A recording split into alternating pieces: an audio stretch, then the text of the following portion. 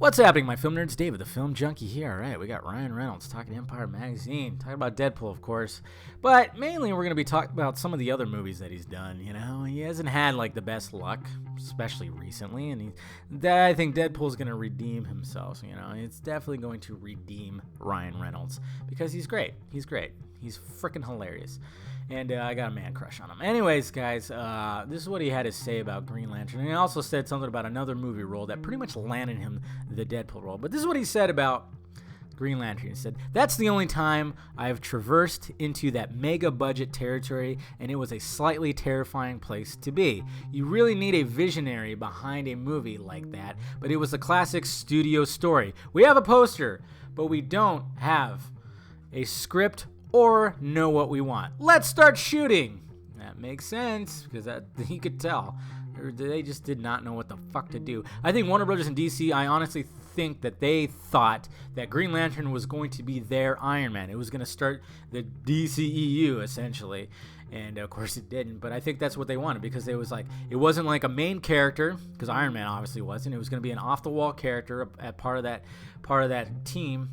And then, you know, a funny character, and then they're going to try to win the audience, and then they were going to extend the universe. But it didn't work out, but it's okay, because the DCEU is going to blow our minds, I think. So there you go right there. And then he talks about a certain role that pretty much landed him the Deadpool role, and that role is Hannibal King in Blade Trinity. Now, if you guys haven't seen Blade Trinity, it's not that good. The first two Blade movies are great, okay? But this movie, not so much. But what makes it pretty great is Ryan Reynolds, not to mention Jessica Biel. She's pretty hot in there too. But Ryan Reynolds, he's also a sexy bitch. I got a little man crush on him. What? Anyways, so he basically, I mean, when you watch that movie, it's Deadpool right there without the swords. I mean, his mouth in that movie, it's fucking hilarious. And he said that when he was making Blade Trinity, Hannibal King, like, somebody was like, "Hey, check out these comics, check out Deadpool." And he said he poured through the comics and realized that this character occupies a space in the comic book universe that nobody else does. I still feel that way.